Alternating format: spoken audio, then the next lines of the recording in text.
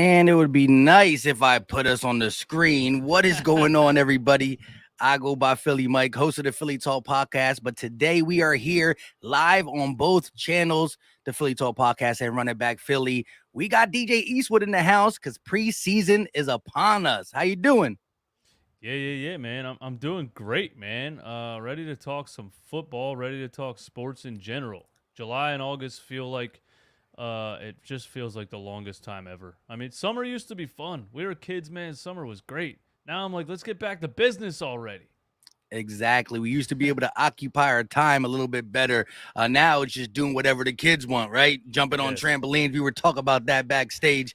But it's Eagles football season upon us. And we're going to start with everything about training camp. Just give me the feel you got from all the reports, what we were able to see live, the only live one. Our media ain't really allowed to get the nitty gritty. I see multiple teams post their clips on Twitter of like every single day Yeah. practice, the 7-on-7s, 11-on-11s. We can't see that, but just give me your general consensus of listening to beat writers and trying to get your own input so far. Yeah. It's like the new age of following a Twitter thread to try and then trying to like imagine what's happening, trying to picture it as you're reading all these tweets. And by the way, if you read one guy's tweets and another guy's tweets, they're two separate stories on the same thing that happened. So how do you know if it was a how do you know if it was a terrible throw or if it was an amazing defensive play? So yeah, we're just totally taking wild guesses out here in the middle of August. But I think this team in general improved a lot in one off season as far as the level of talent, and it's really. I think it's really a job well done by Howie Roseman with all that he had to go through this offseason and just kind of the moves that he made, the little strings that he pulled, get a trade down here, trade back up, get a future first here, do this, do that, sign this guy for 1 year, sign this guy for 3, little trades here and there. He did a lot of work, and I think it's going to show on the field on both sides of the ball. And I'm mainly excited, and I say this every time I talk about the Eagles this year, the linebacking core mainly, because it's just been absolutely atrocious to watch the past couple of seasons. So I'm really excited about that. That defensive line is gonna be old school Eagles. Smash mouth, cause turnovers, get to the quarterback, stuff the run. The defensive line is gonna be great. Listen, we can stay healthy. Yeah, we should be really, really good on both sides of the ball in Yeah, general. yeah. Health is always a concern, and that's for every team in the NFL. No matter what you do, building your roster, it could easily crumble down. I think it goes around. Like teams get an injury bug. It's like you always see them 2 or 3 teams that are really decimated by injuries. It happens all the time. In Doug Peterson's era, it used to Right. happen to us all the time. Listen, we got a Super Bowl out of it. I ain't complaining. However, the health portion of his tenure was just horrendous. But you Yeah. you touched on linebacker, so let's stay there real quick. N'Kobe Dean, Kaiser White, the new additions as linebackers that are going to be traditional linebackers. We Uh-huh. did add Hassan Reddick, but we still want him to be our pass rush specialist. He will drop back, and it might frustrate people. But as long as he's not doing it every down, I'm okay with it. Reports are that TJ Edwards is looking terrific. Now, he came on strong at the end of the season. Uh, Over his time, the the last couple years, the linebacking core was so bad with guys like Alex Singleton, Nathan Mm-hmm. Gary, and even Eric Wilson. It made TJ Edwards look bad, and he really didn't get a shot. Last year at the end of the season, he got a shot. He looked good, and he's supposedly reported to be the best linebacker look wise in camp. Come week 1, if you see TJ Edwards and Kaiser White with Hassan Reddick starting and N'Kobe Dean on the bench, are you going to be worried, or are you just going to let the process play out? No, I would love that. I think that shows that you have depth. I don't think anyone should have any concerns about N'Kobe Dean. And I think if just coming in as a rookie and T.J. Edwards, maybe coaches could feel like he earned something by putting in the time, and if he's looking good so far this season, Yeah, I wouldn't be worried at all. I think that'd be amazing because that gives you depth, that gives you rotation. I mean, like I said a couple years ago, we were trying to find one guy. If you have three, if you have four that you can rotate into those middle area linebacker positions, man, that's amazing. And I think Nakobe Dean's going to be an absolute stud. I still can't believe how far he fell in the draft. So, no, I wouldn't be worried at all. I think that's amazing. That just gives you another one. You know what I mean? I think Kazir White is really not talked about enough. The numbers that he put up in 2021 were like really off the charts. 144 combined tackles, and over 100 solo. I mean, so you got a tackling linebacker. You got guys that are known to be able to cover the field. We haven't seen that for years. Yeah. I just think, I hope I'm not overhyping it, but I'm just really excited about that, and I think that gives you a lot of depth. And I think maybe over the course of the season, then Nakobe Dean earns his way into starting on the first snap or whatever. But I wouldn't be too worried about it. I think that's a good thing. Yeah, I agree. I think because of the expectations on Nakobe Dean prior to the draft, assuming that he was automatically going to be a first round pick, and then some, medical things transpire and he falls to the third round, we'd still think it's a steal. And even if he doesn't start, it's a steal. Some people take a little bit, but he's still a cerebral football player. He can get side to side. He might just need to work on what he's going to do inside Jonathan Gannon's scheme. So I'm not worried about it at all. And I think people look at TJ Edwards and still think about the poor linebackers we had in the past. He didn't get opportunities, and he was also injured a little bit during the Doug Peterson era. Last year, he flashed, and I was talking about him being a actually good linebacker. And the linebacker play wasn't as bad at the end of the season because they limited Alex Singleton snaps. Eric Wilson was gone, and they were relying on TJ Edwards, and we had Jannard Avery trying to play that Hassan Reddick role. So when you upgrade Jannard Avery to Hassan Reddick, when you upgrade whoever was trying to fill in, whether it was a little Alex Singleton, a little Davion Taylor before the injury, a little bit of Patrick Johnson, Sean Bradley, whoever they threw in, now you got Kaiser White. So you upgrade both positions around TJ Edwards, and he's still not in his prime. TJ Edwards is, if I could say when is his best year supposed to be, this is supposed to be it. He's still a young man. And so pushing the Kobe Dean down is not a bad thing, but I don't think there's a linebacker on this roster that will be able to keep him down there in the longevity in the long term, because Nakobe Dean, I can see being a 7-8 year linebacker for the Philadelphia Eagles because he's that type of player. It's just going to come with time, I think. Yeah, I think so too. Absolutely. And I guess technically he's undersized a little bit compared to most top tier NFL linebackers. So maybe a coaching staff looks at that and says, let's just start out slow. Let's see what he looks like in certain schemes. Let's see what he looks like against certain teams in here and there. Or maybe they plan on a full, even rotation of guys. But yeah, I think he's going to be amazing. I mean, you got a guy that led one of the best college football defenses of all time. Him and another guy that's on our team, Jordan Davis. So I'm just, man, to pick up those two dudes in the same draft, yeah, I'm excited for it.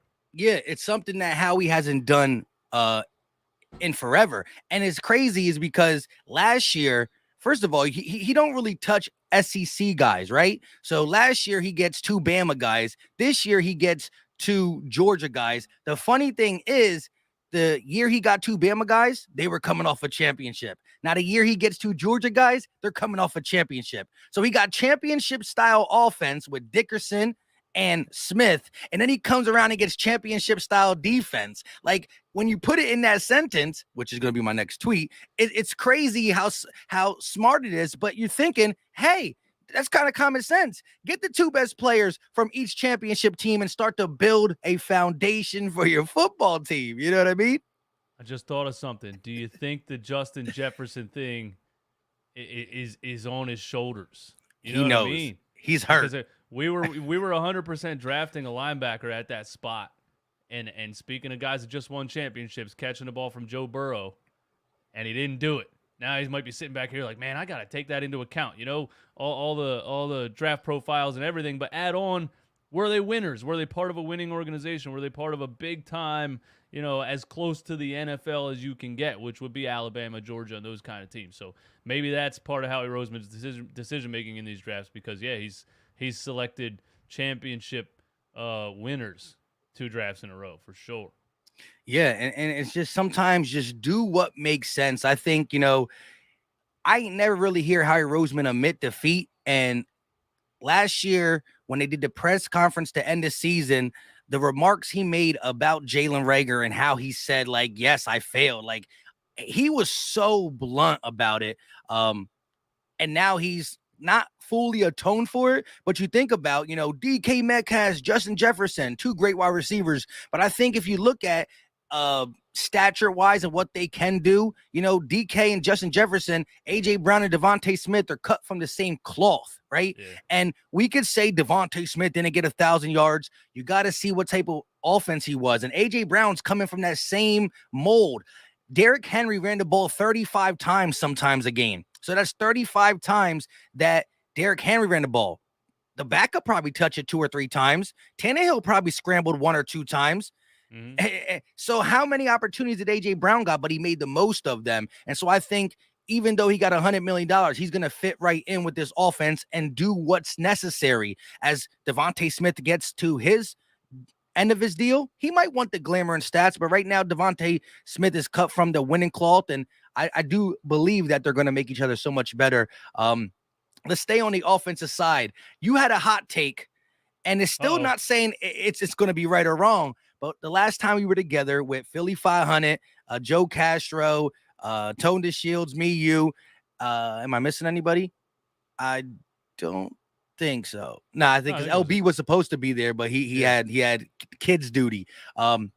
You said that Miles Sanders might start as the number 1 back, but by the end of the season, Kenny G will be the most used. He'll have the most touches.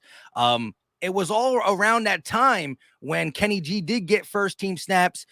Sirianni came out and said it was kind of just like a mix up. Sanders is our guy, and according to your favorite beat writer, Elliot Shore-Parks, Miles Sanders has been the majority, with the first team, and the next closest guy is Kenny G, but it's not even in the double digits compared to Miles Sanders 20-something plus. So you still think Kenny G will do that, or do you think they're going to say, you know what, Sanders, we're going to run you. We're going to run you because we just want to know something. Hey, Miles Sanders in the last year of a contract, man, it's one of those prove it years. If he wants to get a future long-term contract, who even knows if NFL running backs outside of absolute tanks like Derrick Henry are even going to get those anymore. But, he probably has a chip on his shoulder. He has a ton of talent.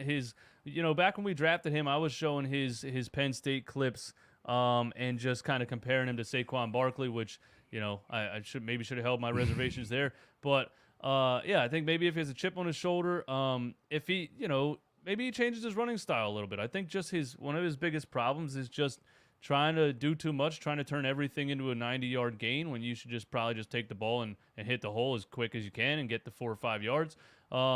So, it's not impossible. I think last year I saw Gainwell kind of fit the offense a little better, really, like just kind of the way I perceived it. They ran a lot of motion style things, a lot of quick runs, a lot of quick handoffs, and he was just bang bang right in the hole. And sometimes Miles got the ball danced around, and so that's why I said that. It might also be that he hasn't stayed healthy, and maybe he doesn't stay healthy again. He said he's going to play every game this season, and I don't know how you can predict your own health, but I hope he does. But yeah, I don't know. I can't. That is a hot take for sure. But I wouldn't be shocked. I would be ecstatic actually if Miles Sanders, comes out and proves to everyone that he's the number 1 guy. But they're talking highly of him. The coaches are talking highly of him. He's our guy. The beat reporters are talking highly of him. So it seems like, at least from the reports, We can't see much video, but from the Hmm. reports, it seems like he's having a great camp.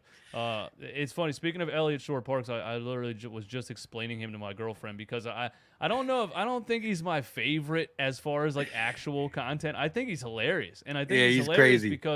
because I think I can't figure out if he's trolling or not, and then he'll just hit you with another one that's like, okay, now he's making fun of himself. Yeah, I just get so much entertainment out of that guy, and he just gets ripped apart on Twitter all day long, and he loves every second of it. But yeah, that's my Exactly. take. Them WIP guys, they definitely just they want to be in the action. They want to be in the action. Um, they love stirring the pot.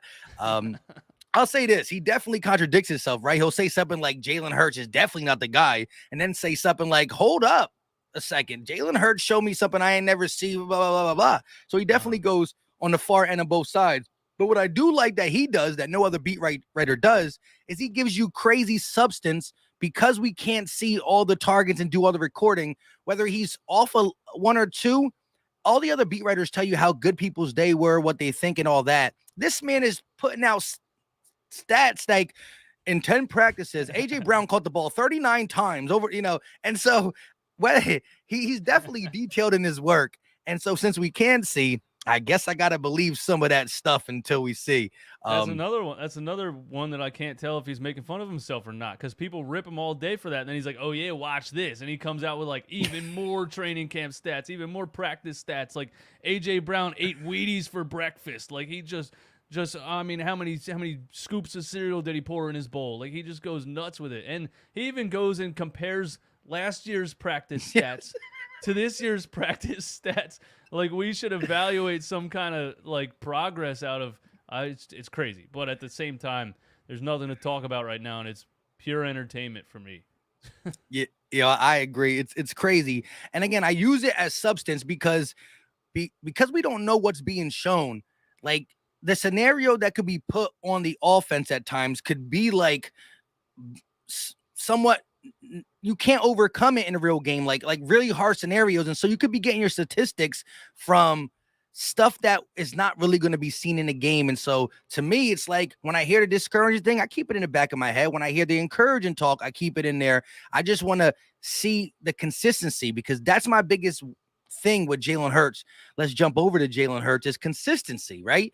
He'll make a Mm-hmm. beautiful throw last year, then he'll make a decision whether it's to run out of a clean pocket and all that.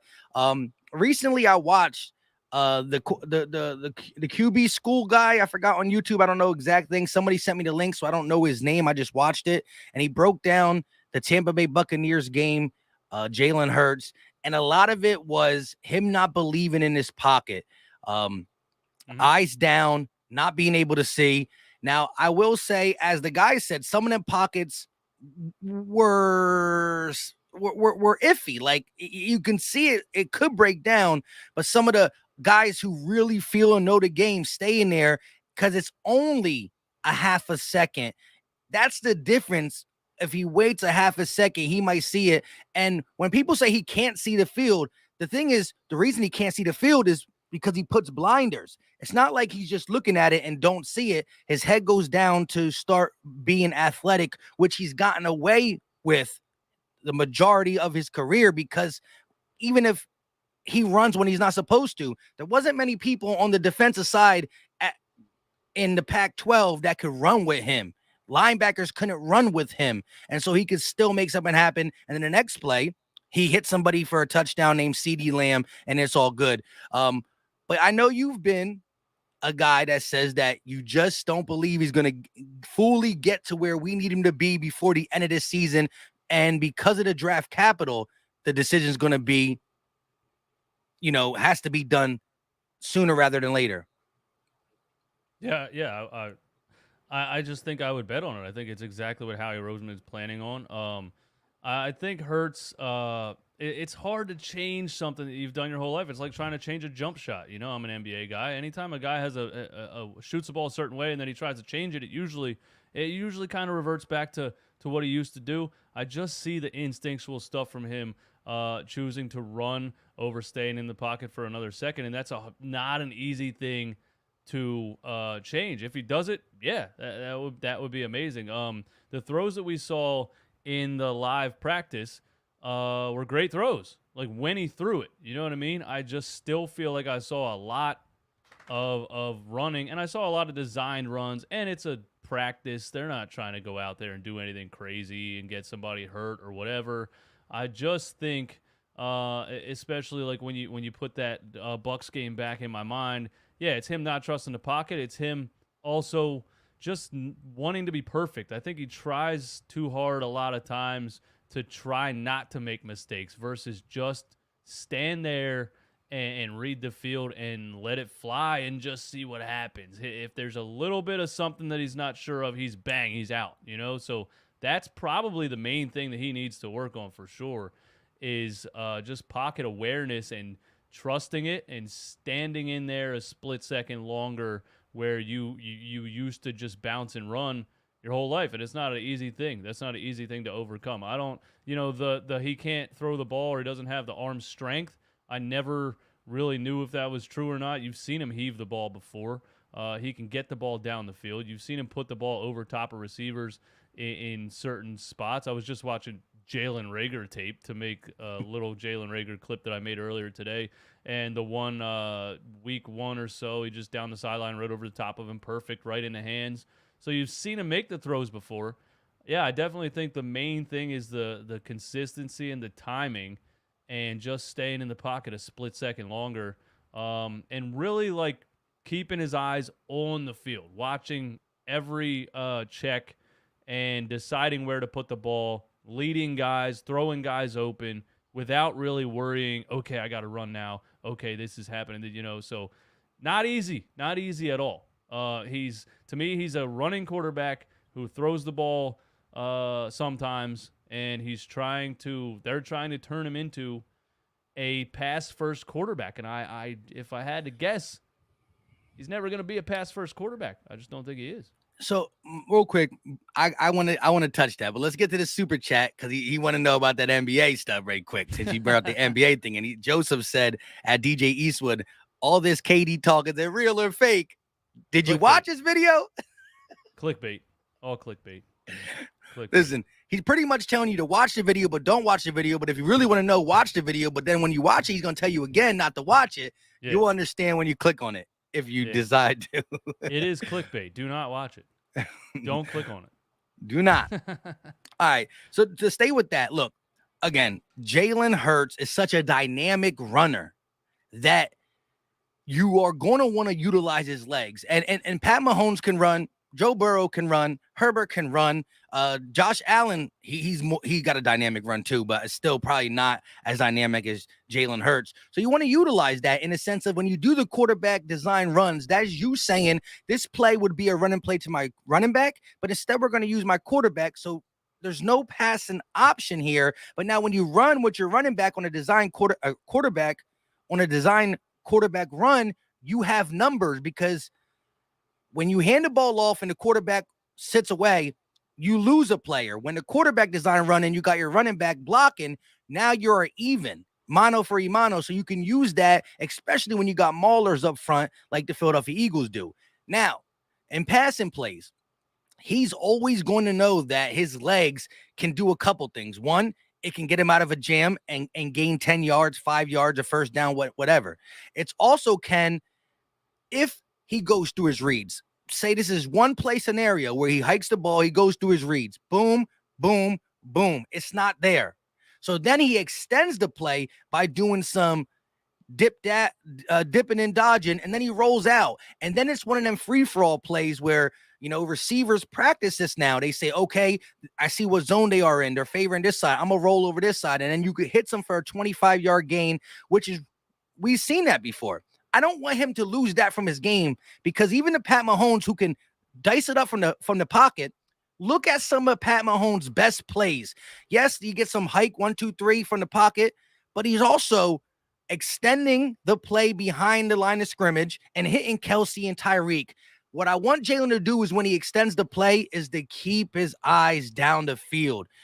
That is what I think he needs to work on. I think coaching staff is talking to him about that. You can use your athleticism, but don't look to run every time. Look to extend it in a way where you keep your eyes down the field and make a pass wide open, because no corner, no defense can hold 3 wide receivers for 5, 6, 7 seconds. A defense is only supposed to defend for at most 4 or 5 seconds. Once that happens, people are going to get open. So I think that got to stay in this game.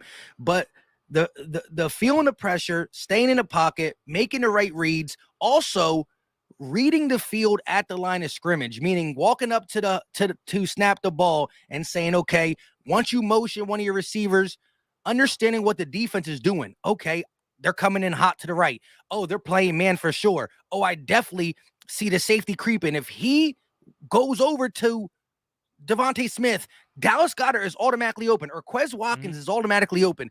Understanding the game that way, to me, it takes time, and more time for a running quarterback, because the guys who can't run don't have that option. He's now open to, I want to be more than a running quarterback. And so the potential that I've seen, some of the dots, some of the reads as it progressed through the season, that's the reason I'm interested. I hear all the rumblings in the offseason, and I want to see. I don't believe it can happen overnight. And I stress that on my channel because, as you said, joking around / seriously, the first time he bails out of a clean pocket, I'm done. This is my thing. As you said, it's hard to work on something. So if I seen somebody do something 10 times in a scrimmage and we work on it all off season, and now he only did that 4 times in that the next scrimmage next year, I'm like, dang, you got better. You worked on it. You did it a lot less times. Now maybe next year you only do it 2. And so I just want to see the growth in that scenario where it's like, okay, Jalen, he's only 24 years old. He made a rookie, a young person mistake, a old Jalen mistake, but there's more new Jalen than old Jalen. And that is what I would be able to possibly buy into if that's a scenario. I don't think he's going to come out and be like, listen, Omaha, you know what I mean, at the line of scrimmage and never leave it. But I want to see it less, and I want to see that also translates to win. So that's my thing. I don't want, people say Philly Mike said he was working the first play of the game, he ran out. I said we have to just let it see. It's a process. No, I think you're spot on with the fact that has to remain a part of his game. It just, a quarterback that can run the ball, to me, is like a one of those hybrid cars that, like, if you run out of gas, you got electric. You know what I mean? But you still need that first part. The Patrick Mahomes and those guys, they're throwing quarterbacks, and the bonus on top is that they can beat you with their legs when they have to. If you're known to be a running quarterback and teams know that you've struggled to throw the ball from the pocket, the best defenses are just going to do everything they can to force you to throw it. And that's what happened last season. When you got to the playoffs, and you played the defending Super Bowl champions, I know that, but they forced them to throw the ball. And that's what happened. I think I just wanted, in the live practice, I just wanted to see a little bit more like, here's Jalen Hurts. Look, he can look what he's going to do. And it just seemed a lot more of the same for me. It was a display of, not that they shouldn't have designed run plays for him. Obviously, I think you should. That's important. That's valuable.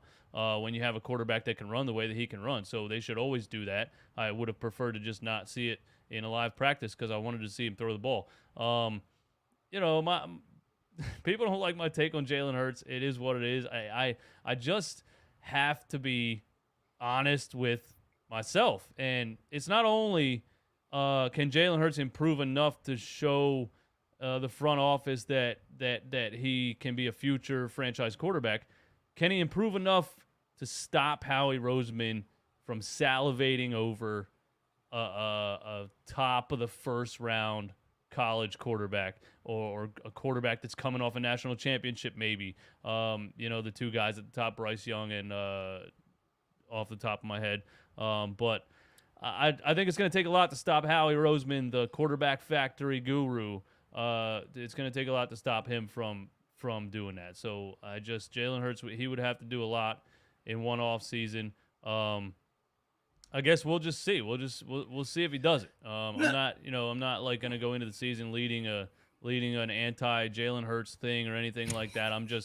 I'm totally like unreserved. It's the watch, you'll see he's gonna be MVP people that are like, I'm like, bro, really? Like, not only do you not have a crystal ball, what have you seen the last 5 years of him playing football that makes you think he's magically gonna be the MVP of the NFL? It drives me nuts. Like, people need to just be a little bit more in the middle on things that are totally unknown. That's where I'm at with it. I hear you, and that's why, at the end of the day, I always state what I believe his flaws are, what I believe he needs to work on, what I believe he might be able to get better on this. It's going to be a little bit harder to get better on this. But at the end of the day, we know he needs to improve. But I just read the chat on accident, and they're killing each other in the chat. But anyways, I went full screen. I just too much. But yeah, so chat, let's talk football though. Y'all gotta be killing each other in the chat. Be nice to each other. We're all Eagle fans. The Cowboy fans are different. But I got you, CFT. I don't know how you don't have one either. But what I'm saying is, I believe, like, at the end of the day, there are things about quarterbacks that are just like, wow, this guy's a winner, and he's proven to be a winner. So he got that right. To me, he has so many likable traits and so many traits that I also like in a quarterback. I will always love a guy who can throw the rock from anywhere and all that. But look at Lamar Jackson's progression, though. I think if you talk about, I think Lamar had a more of a rocket for sure. Lamar had a rocket compared to Jalen Hurts. However, I think just pure passing the ball or pure quarterback situation, throwing the ball, Hurts last year was probably as good, probably a little ahead of Lamar when he first got into the league, when they were saying Joe Flacco. So my thing is, I think it takes longer for, as you would call, a running quarterback, because they don't pass the ball all the time. They do run the ball, and they do get out of their passing element by running the ball. And sometimes it gets thrown away because, you got a 20-yard first down. They probably watch it back on the tape and say, well, that's a 20-yard first down, but you could have had a 40-yard touchdown. And so Jalen, being as smart as he is, as cerebral as he is, I think that there's going to be things that he tries that he just can't do yet. But I just think that the little things, if he just does some of the little things and add that to the game we saw last year with a roster that is as good as we have, that things are going to work its way out. I'm not, again, and I'm more on the side that I'm betting with Jalen, not because of exactly I saw this, that, and the third, but because of what I think little things added to his game is going to make him better. And then I still think there's an even chance to get more. He's never going to be as accurate as a Tom Brady. But if you could get a arm with the athleticism, you're talking about a guy that can win football games, I think. And so we only seen 20 total games. I'm willing to wait more. But this season is going to be a critical season. Jalen knows it himself. As you said, Howie Roseman got the draft capital. But let me ask you this. What if the Eagles are as good as some people think they are with the 11 and 12 wins? And what if our draft pick is so far away and the Saints are not that bad? I don't know. The roster got better since we made that trade. When we made that trade with them, I thought we were going to be able to get like a top 12 pick because the Saints were like falling apart. Sean Payton left. They lost this guy, that guy, this guy, that guy. But then they make some moves. They get Tyrann Matthews. They get DeMarcus May. They get an offensive lineman. They get Javaris Landry. Who knows what they're going to be? But what if our first 2-round picks are 19 and 23? How do we get a quarterback? How and what do we package to get up there? And so now, what if we're taking a quarterback at like 15, and now it's like, you don't want to waste more that and then miss again. You know what I mean? So I think that the whole quarterback talk is only can really transpire if the Saints or the Eagles are letting the seasons falling apart for them. Then we talk about it. You know what I mean? Because you were even thinking with your doubt in Jalen, you had us around 10 wins still. Yeah. Because of the overall roster and the schedule. Yeah, I think they should win 10 games. Yeah. I mean, because of what I saw at the end of the second half of last season, we went run heavy. We ran over a bunch of bad teams, and that won us a lot of regular season games. I don't think it helped Jalen Hurts in the long run because the thing he needs to improve on is passing the ball from the pocket. So I don't think that leads me to what I was going to ask you, because I don't think being a run-first, run-heavy offense is benefiting him in the long run, and not benefiting him isn't benefiting the team in the long run either. A lot of people replied to me, a lot of people are in the comments with this, like, we're run heavy because that's our bread and butter. That's what we are. We're old school smash mouth. That's what this. No, bro. No, we know we're run heavy because we started the season 2-5. Yeah. We're run heavy because they were trying to be pass heavy, and it wasn't working. So he had to switch it up because Sirianni didn't want to lose 14 games his rookie season. So now, if you come out this year and you're run heavy, I don't think it's benefiting anybody. They got to make him throw the ball. Yeah, I'm definitely for the usage of the passing game more, but as I talked about, and I don't know how much I elaborated on the last collab we all did, I want them to be balanced to more passing. So either, 50-50 at the least, maybe 60-40 passing the ball, right? But I wouldn't mind starting out the season heavier run, not heavy run. Like, I'm not trying to talk about 60-40 the opposite way, but maybe 50-50, maybe a little heavier on the run, but each week implement more of the passing game as teams are game planning more for our running game, and then feed off that. Like, I don't think it would be smart to just come out and have him throw 49 times week 1. You know what I mean? I think Jalen Hurts, by week 4 should be averaging 30 something attempts a game, whether it's 31 this game, 34, 38, 32, one game where he gets 28, because at the end of the day, if there's one team that's just allowing us to run down their throats, let's not play like we're playing Madden and say, well, we have to make them pass. Like, at that part, you just run down the rest of the third and fourth quarter. But I want the team to be balanced in the first half. Find out what's working, do that. But I think you do need to definitely balance it out more. And last year it was so crazy because it was like 75-25 one way, and then it was 75-25 the other way. It worked 75-25 running because of our offensive line, the running back group, Jalen Hurts runs, and that we played the weaker half of our schedule. We played the Giants, Washington, and the Broncos, who a lot of the worst teams, the Jets, the Saints. Panthers were in it? Were the Panthers in there? No, the Panthers were in the beginning of the season. We actually beat them, but that was when the Panthers were pretty good. After we beat the Panthers, they lost like 5 straight games then. so we broke their spirits. But you're right in the sense that you definitely can't. If by week 8 you're still running the ball 39 times, well, then it's like, okay, Jalen Hurts is still an effective player as a runner, but then it's like we just got these dominant wide receivers for what? So I do think there's no way that you can be running the way we did last year by the middle or end of the season this year, or then you got your answer in the sense of you might need to make sure your running back group is healthy because you won't have Jalen Hurts running the ball no more, but you go out there and invest in somebody who can pass the ball. I think that's Howie Roseman's motto. We know he gave us 2 good drafts. He's due to do something that y'all don't want. And at the end of the day, I'm for the team being better.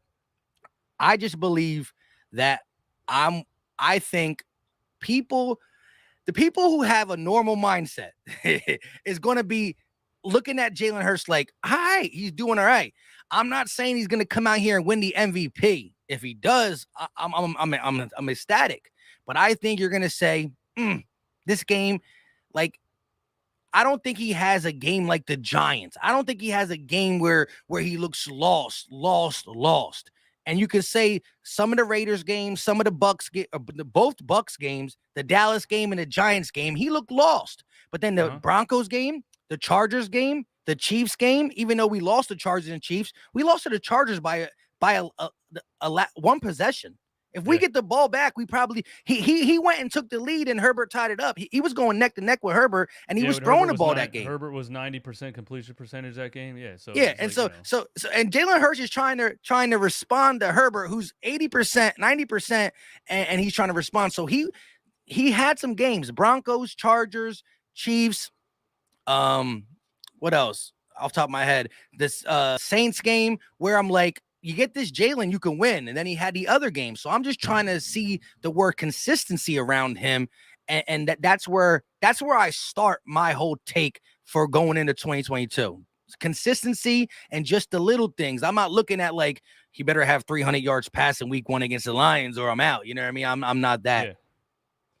Yeah, when people are automatically calling for, 4,000 plus yards and 35 touchdowns and things like that. Like, yeah, can we take, one step forward? Can you go from 16 touchdowns to 25?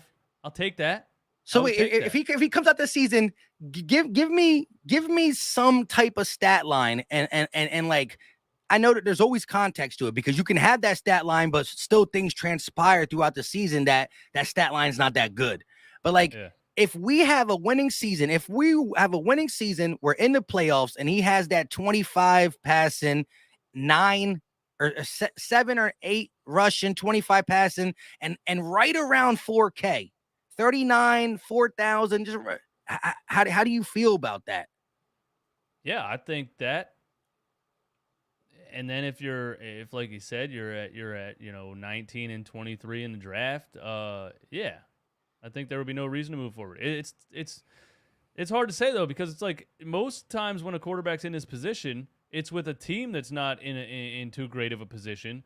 So you have like you're like, all right, well then we'll see. The Giants and Daniel Jones. Not that he plays anything like Jalen Hurts. I'm just saying as an example of a team that's just bad and keep giving the quarterback another chance next season because they don't know anything. You know what I mean? This is a team that's on paper really really good on both sides of the ball.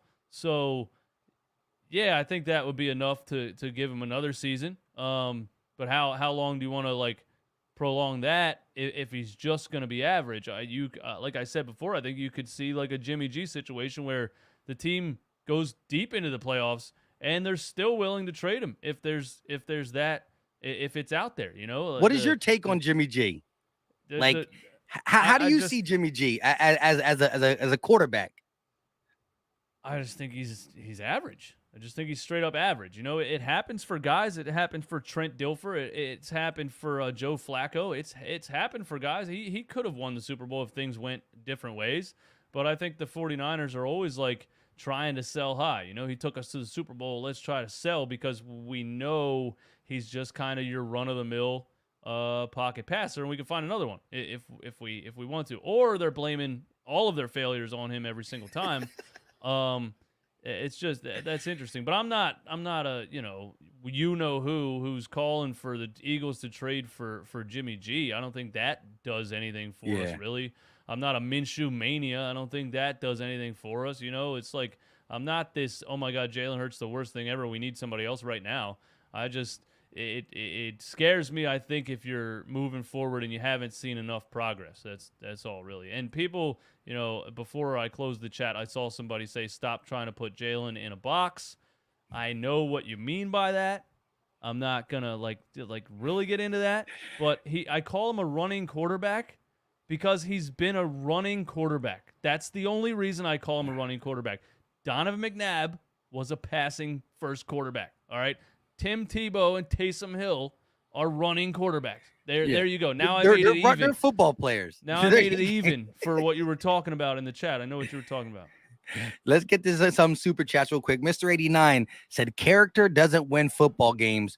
With that being said, Jordan Davis showed a rare level of maturity when asked about that viral clip. That's cool. Yeah, let's get into that real quick. So Jordan, so you know the viral clip that went around with Jordan Davis just manhandling Cam Jurgens. Did you see the reverse clip that people were putting on? Yeah. And there was legit comments like, bro, you don't know football. They have it in reverse. Like there were people like that believe that? Yeah, believed it. Like, or they were really good liars, but there were I was going through the comment section laughing. However, today they asked him about it. And being a young guy, he could have said, it's cool, it went viral. Yeah, I've been working. I did this, that, and the third. But he said no, he hated it. Because honestly, it was one rep. People don't see what Cam Jurgens does to me in practice. This man can hold his own for sure. You know what I mean? He beats me sometimes too. So one play got saw, it went viral, and he handled it perfectly. And that's what you want from a staple on your defense, that you Jordan Davis could be here as long as Fletch was. Think of all the years Fletch has been here, and we just 1 year almost removed. You got the next Fletch, maybe with even higher upside. Who knows? Yeah, and Jordan Davis, his response to that was very like veteran like. You know what I mean? Like like showed like leadership for he doesn't even seem like a rookie at all. You know, the fact that he's trying to like not trash his other guy or kind of talking like, nah, you know, that's not what happened, or that's what happened at one time, but he gets me back all the time, and I liked it. That dude, man. Jordan Davis, I'm just so excited for. I think he's going to be an absolute tank, and I don't think anybody's going to look at him as a rookie defensive lineman. I think he's an absolute stud, freakishly athletic for his size, just incredible for Howie to get him in that draft. And yeah, I mean, he might be lying though in that. You know, he might kick his ass. Hopefully not. Hopefully not though, because Cam Jurgens got to be the replacement for Kelsey next year. You know.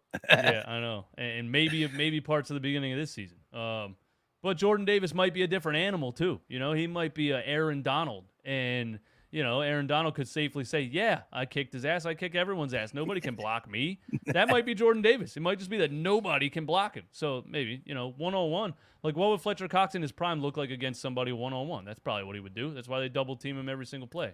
So, yeah, I agree. So, you know, it could just be that we got the next generational talent waiting to come out with Jordan Davis. Shout out to Tug Speedman. He said, I'm just curious, how bad do we have to do to see Uncle Rico come in? I don't think it will happen, but would like your opinion. Anything can happen. So give me the scenario. The Eagles are doing this bad where they're just like pull the plug and put him in. How bad would it have to be in your mind? It would have to be really, really bad. Because you're not going to, I wouldn't see the point in it anyway. Because you're not, if it's that bad, then yeah, the fan base will be upset. But just keep going then. And then if you keep losing, then hey, look, it was that bad, and now you're higher in the draft. You know, now there's no point. There would be no point to put in. You know, what did he play? One game last season because Hurts had a sore ankle. Yeah, so that's what it would take. It would take Hurts to have a sore ankle for us to go to Gardner Minshew. I think Gardner Minshew's a guy that was just showed flashes in his career. Did some like relatively amazing things with a bad team in Jacksonville. When you look at the stats and you look at some of the balls that he put on the money and things like that. In most of his highlights, though, they're down like 40-7. You know, so it's really hard to say. It's like a Kirk Cousins in Washington. He was always losing and always bombing the ball down the field. So I guess you're gonna have 350-yard games when you're just heaving it every play. But no, I don't. You know, Minshew's funny. He's entertaining. He's cool. He's a smart guy. He knows how to make. He's definitely made a business for himself outside of football. So it doesn't really matter if Gardner Minshew becomes a starter anywhere else or ever does anything in the NFL. He has like his own brand and personality. So shout out to him for that. But no, even if it's really bad, I'm not going Minshew. I'm just playing out the season because there's no point in pulling the plug at that point. You know, like when Andy Reid pulled Donovan McNabb at halftime for AJ Feely, I think, against the Baltimore Ravens 2001 defense. That was just a dumb decision. It doesn't make sense. All you're doing is killing the other quarterback and killing the other guy's confidence, and can't go there. Yeah, I agree. I think it would have to be injury related for him to enter the game. Now, look, if the Eagles really felt really good about this team and you start out 0-3 or something, maybe they just pull the plug early because they still think they can salvage the season. But if a season got so bad, I don't believe the Eagles think anything of Minshew being the future. They think Jalen Hurts had the chance to be the future, and that's why he has an opportunity. So if we find out that we're really bad, Minshew's never going to be the guy. Hurts is not the guy. It's smart with your capital to let it play out. Listen, when Sundays come, no matter how good our draft picks looking, I want to win. I wake up Sunday to win, regardless. I can't watch a game and hope to lose. But the business side of it, how we having 2 picks, they will let it ride most likely if it went that bad. But I just don't see a scenario where it's that bad because the schedule and the roster, we would have it would have to be the most of epic collapses. It'd be different if we're playing against good teams and losing by 3 each time or something. But the teams on our schedule, Giants twice. They shouldn't. You should be able to really Lions, the Jets, the Bears, the Jags. Like there's too many easy games. Now, again, every given Sunday, I agree, and we will lose one of them easy games, but that's the only way I could see it. Real quick before we get to this next super chat, because I wanted to talk about this clip, and it's in my title. Michael Irvin scared of the Eagles. I try to get the clip up. I suck at StreamYard, but he was on Jacob Media, Dan Sileo, National Football Show, and he was talking about Jalen Hurts. He's high on them. He was talking about the Eagles. They did great. But you heard him just answer things normal.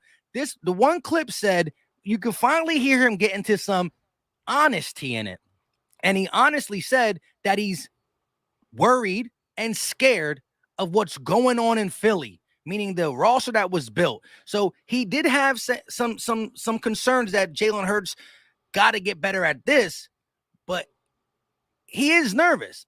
And if you listen to, the beat of the NFC East when everything was happening, it kind of calmed down. But the NFC East were definitely scared of us, and we definitely have a roster that we should go into the season feeling great about, regardless of how you feel about Jalen Hurts, because we won 9 games with a worse roster with Jalen Hurts. So you should still be feeling good, and then let the chips fall where they fall. But let us start out.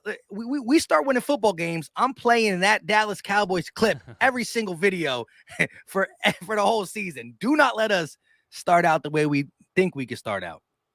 Yeah, that's funny. I expected Michael Irvin to come on there and say, something more Cowboys centric and less giving love to the Eagles. Because he's such a biased Cowboys fan, even when he's on national media, ESPN and things like that. So that probably was him being 100% honest, and they should be. And you're right.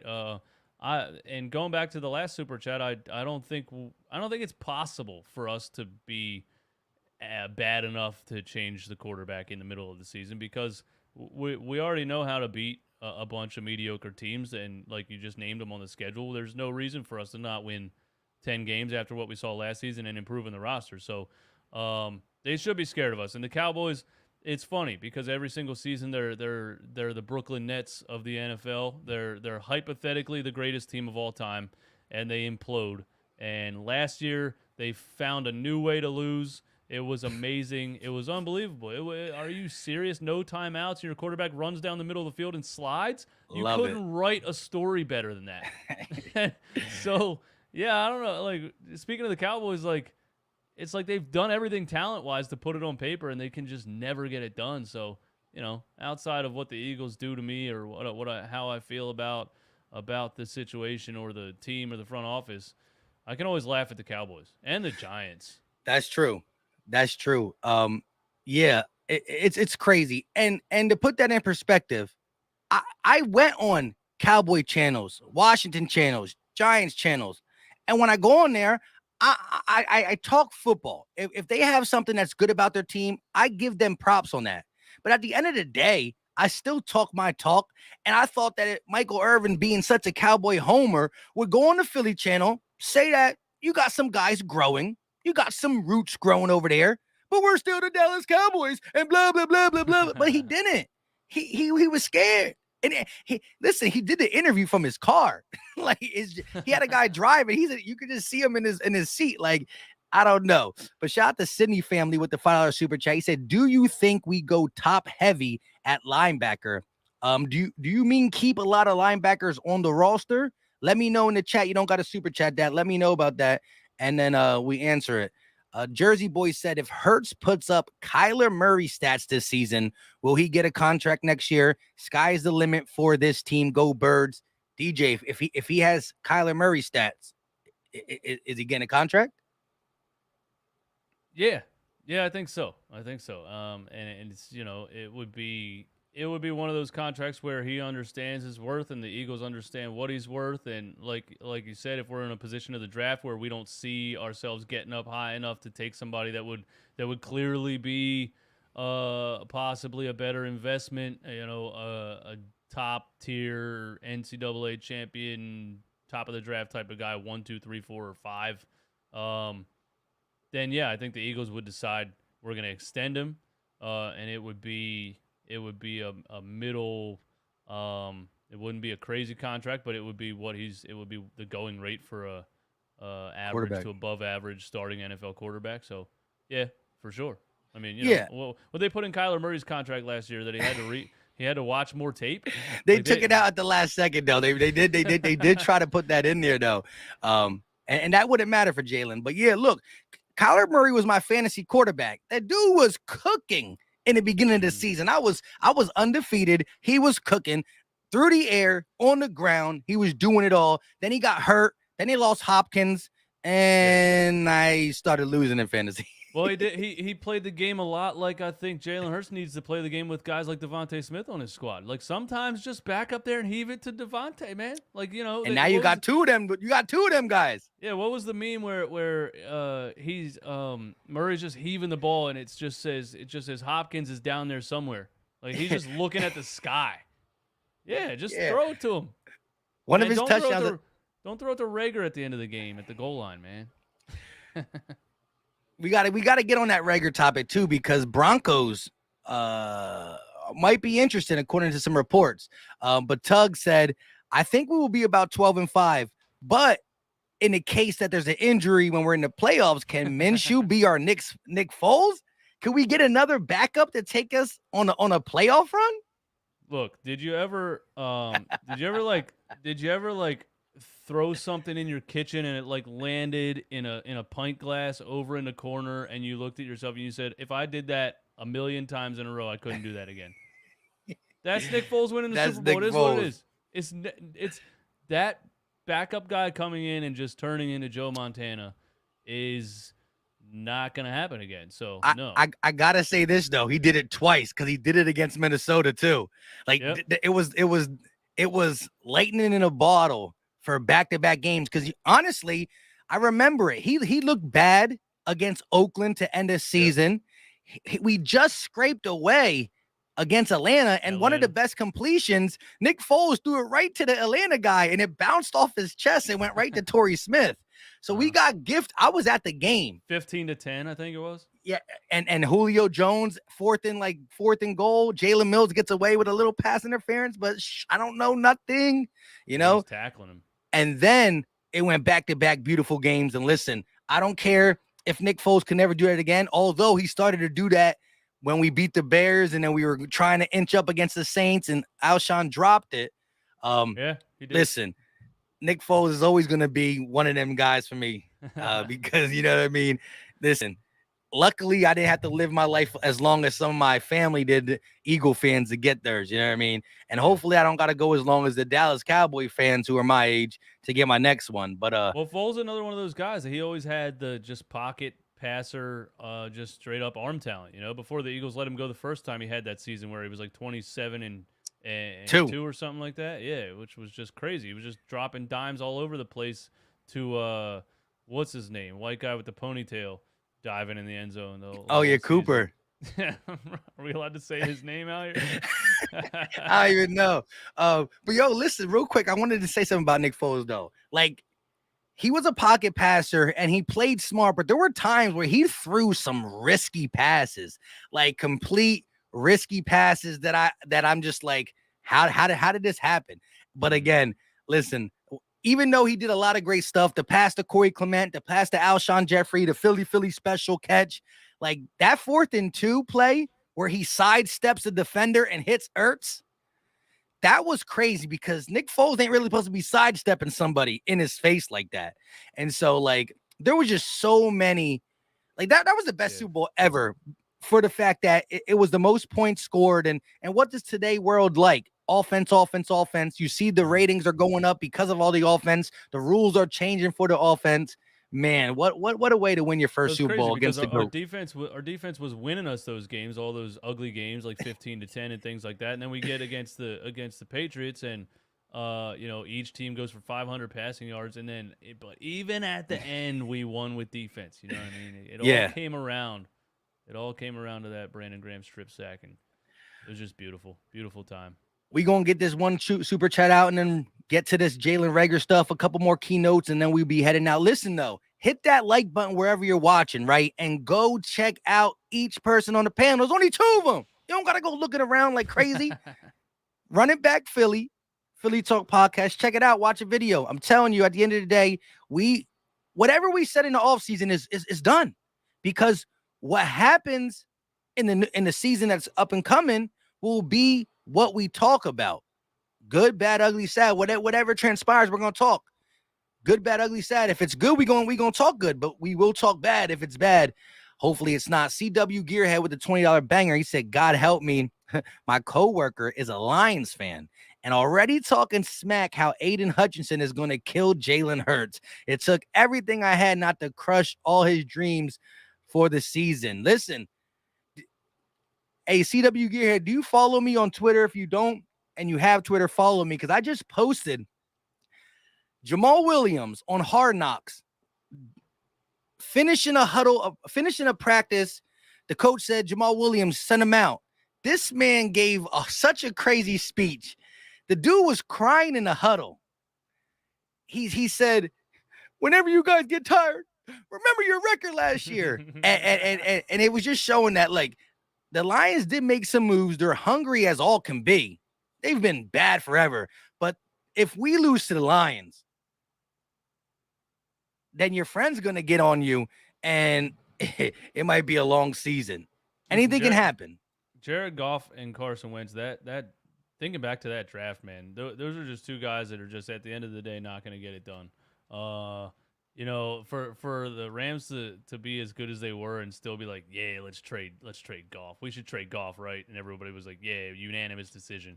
And for not only do the Lions have Goff, which makes me not worried about them, the fact that Stafford played there for 12 years. And then went and won the Super Bowl. It's like, you got to get out of Detroit. So God help you. God help your friend who's a Detroit Lions fan. That must be awful.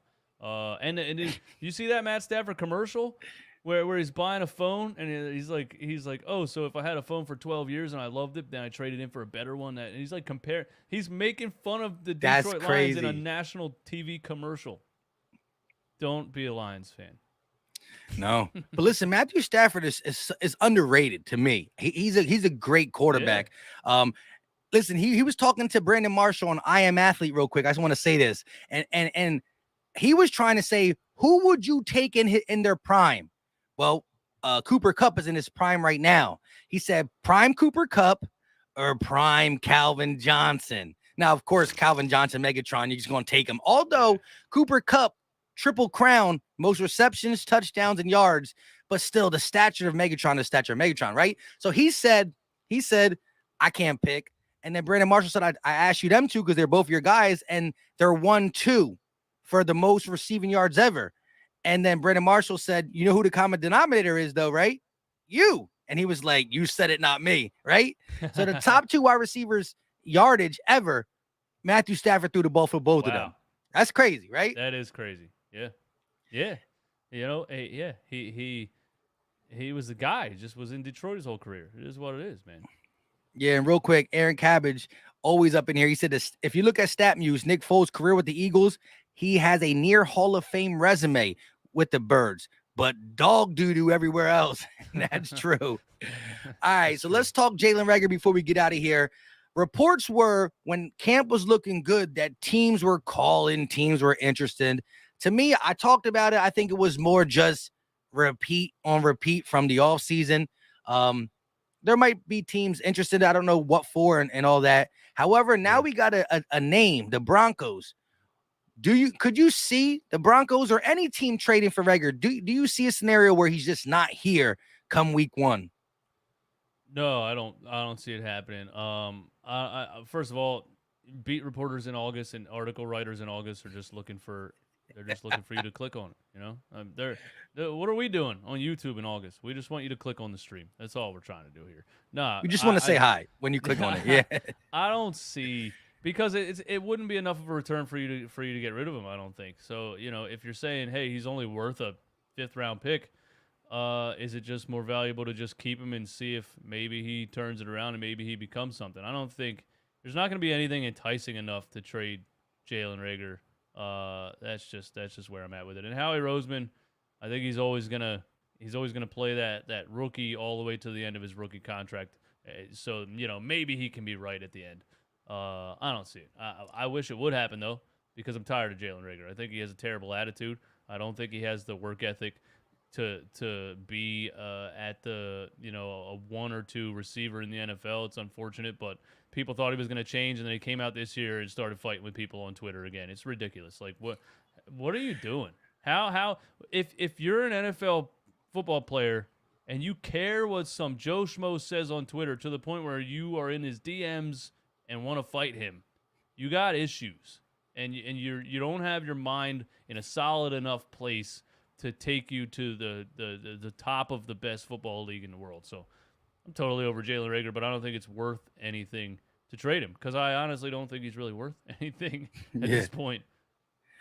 The only way I could see it is if a team was desperate and they upped it a little bit, but it was still not no big compensation, but maybe there was something how he wanted to do with the extra cap space. Like I think that if you trade him, the cap space you save, it might be worth just to get rid of a guy, save some cap, get a pick in return, and just say we got our future wide receivers. And we even got depth with guys like Pascal, guys like Covey, guys like Greg Ward.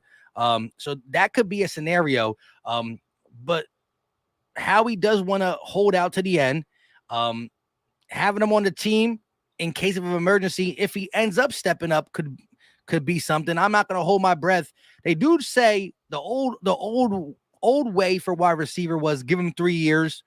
Nowadays they become who they are in the first 2, not Reagor, or maybe he is, and we just not trying to accept it.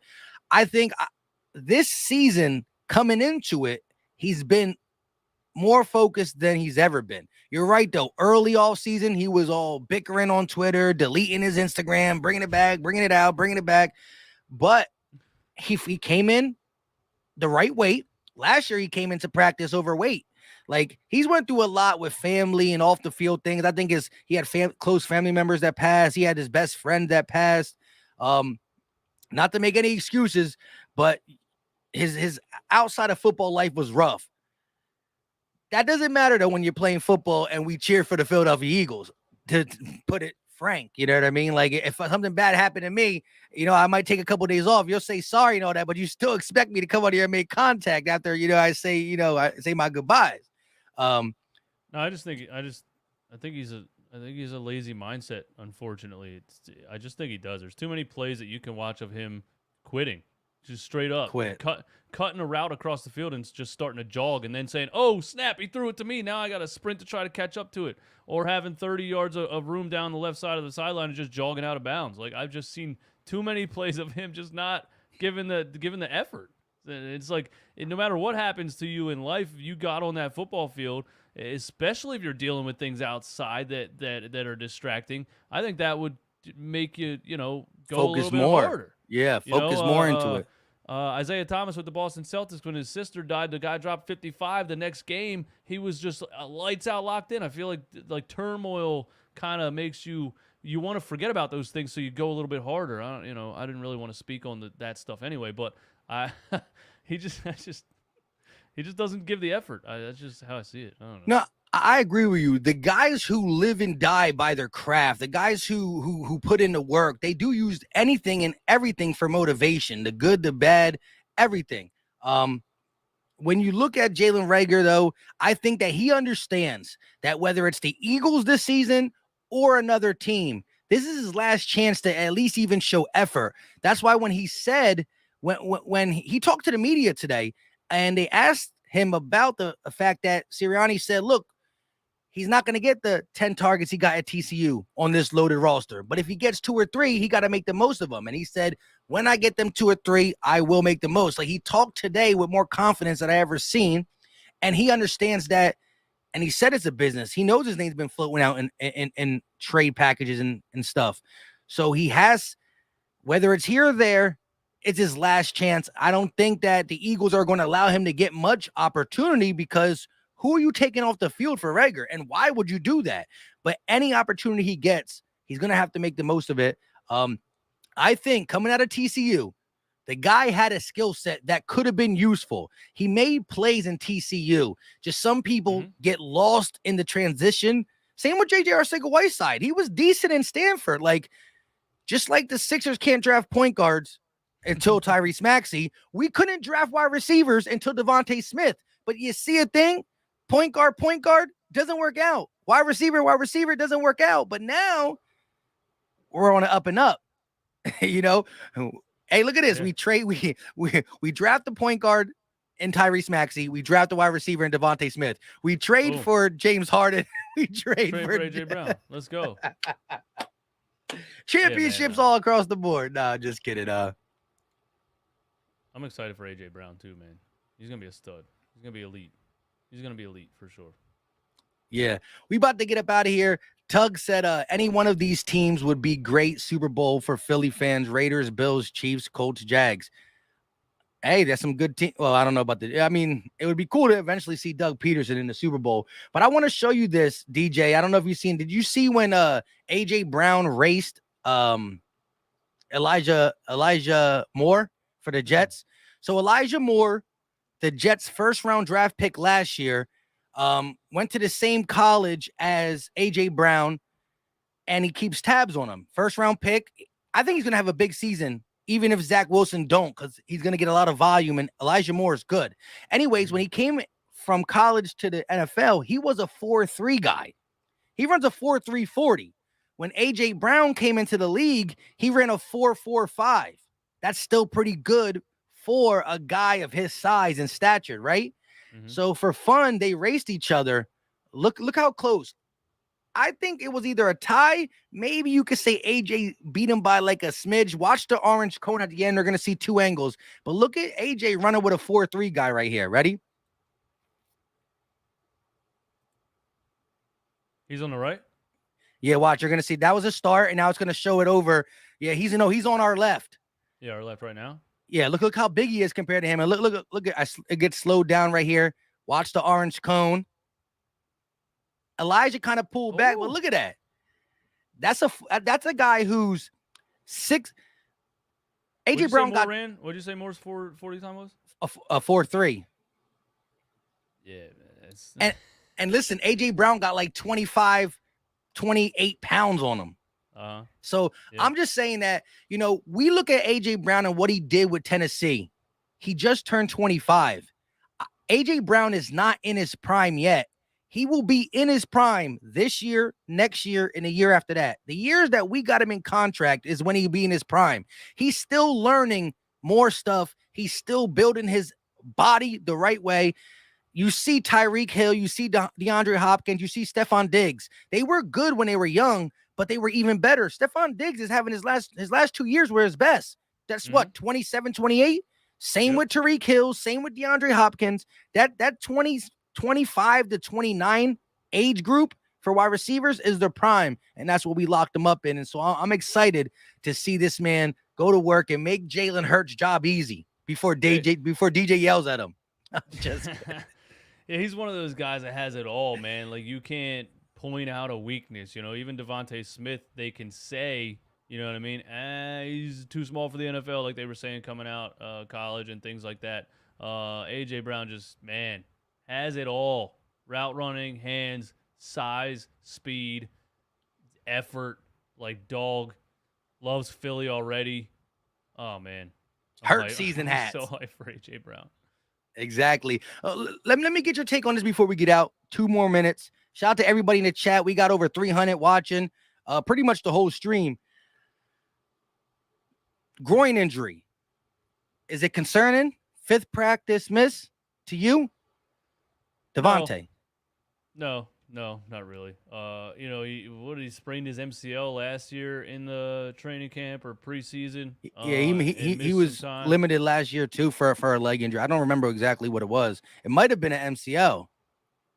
I guess that's a little bit concerning because, it's what's been said about him coming out. But then I looked at his injury history. He's never had a major injury. He's just had dingers here and there. And that, I guess if you would compare that to all football players, everybody does stuff like that. Big, small, skinny, fat, muscular. Everybody has a little knee sprain and they're out 2 weeks, a little groin thing and they're out this. So, no, I don't think realistically we can take it into consideration as like something that we should be concerned about at all. And I think he's smart enough and knows his abilities enough that he hardly gets touched in the NFL anyway. I don't think he's Yeah, dumb enough to remember that Deshaun Jackson play where he ran over the middle and got absolutely blasted against the yeah, Atlanta Falcons.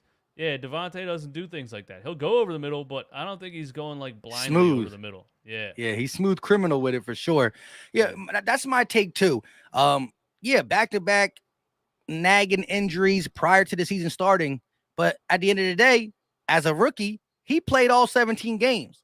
And so, listen, put ice on the leg in the offseason. Take a few snaps off, especially the way Sirianni's been running his training camp, right? Like, if Devontae says my groin's a little bothered, but I'm good, you know what Nick Sirianni's saying? Nah, you're not playing. Because if he's putting the guys who want to practice in bubble wrap, so why would he put someone who has like a little something? So I think it's precautionary.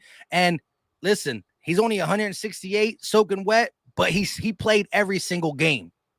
That's some receivers can't say they played every single game in 2021. So I give him that.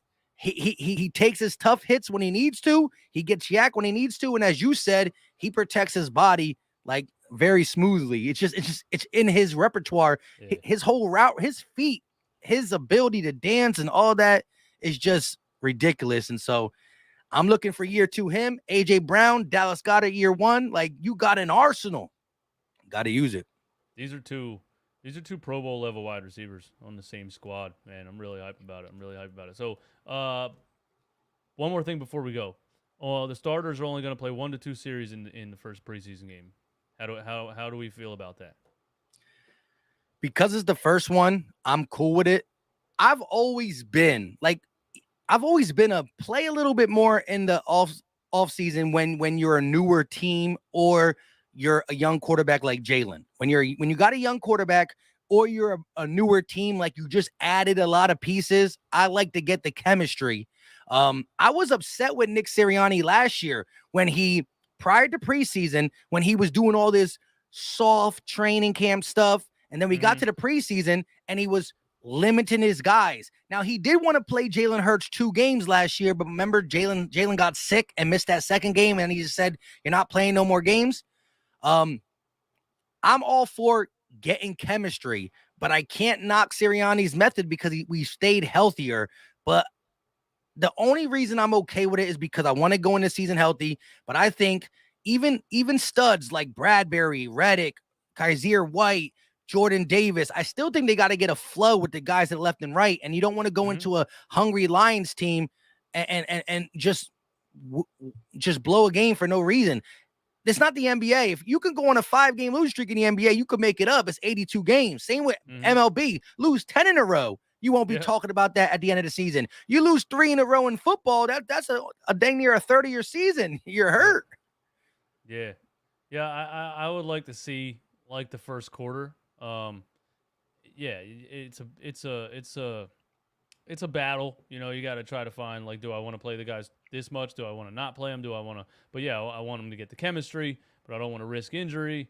So yeah, the first one or 2 series, that's cool. The second or third one should be a little bit more, and then probably the fourth one, none at all. That's Remember, usually... no fourth ones no more. No, there's no fourth preseason. Yeah, I didn't even know that. They got rid of it when they asked why they added it. Was it a week off? Well, it's kind of a week off, but the season's going to be right around the same time because remember they added a game too. So there's still the first game is like what, September 11th ish, like, or not 11, not September 11th. Yeah. Is it? I think it is. Yeah. I always know it's like this start of the second week of September, kinda. I gotta lock my dates in. I'm trying to get to a couple Eagle games, but yeah, with three, I just want to see him. I think he needs. Last year they treated him kind of like I don't know. Last year they wouldn't even announce that he was the starting quarterback, and then they sat him out the whole preseason, like he earned something. So I'm like, bro, which is it here? This year, it's clear he's a starting guy. I would understand if he's limited in the preseason because it's the preseason and it's football and you're risking injury all the time. Yeah, I guess it's not about how much he plays; it's about how he plays, how they play him. Like the live practice. The more I watched it, the more I disliked it, just because it was a bunch of motion, screen, option to the right, designed runs, all these things that I know he can do. I'm not interested in seeing it in the live practice in the preseason. So, yeah, 1 or 2 series, but I want him to drop him back and throw the ball down the field. Yeah, and the crazy thing is this: we're all dying for preseason, but once preseason comes, we see it. Starters get in for a little bit, they get out. Yeah, you get to look at the depth and say, "Ooh, can Britton Covey make this team? Ooh, can Jimmy Moreland do this? Or Tay Gowan? Or who's the fourth safety? Or where's Davion Taylor? And where's Milton Williams? The guys who are considered depth pieces, backups. You get to see how good they are. Cool. But after that first preseason game, you're like, I don't want to watch 2 or more of these games like this because they run a vanilla offense. They run a vanilla defense. You can't, you want to say, dang, is this what we're going to be doing? But most likely you're not. So after the first one, you're just hungry for it. And then you realize we really got to sit through 2 more weeks of live practice again. Why was there 4 for how many years? Why is there even 3? That's just ridiculous. Right? Like, let it be training camp, get a practice game in, and get to the season. You know what I mean? Exactly. But the reason they do it is because you come into camp with like 90 people on your roster, and you got to cut it down to 53. And as much as you see in training camp, you can't simulate a game speed. So you think that there's going to be about 40 players on this roster right now, 40 guys who just wore a Eagles jersey today are going to be taking it off. Some might be going to other teams. Some might be going back to their job at Sunoco. You know what I mean? I'm just kidding. Because I probably got a job at Sunoco.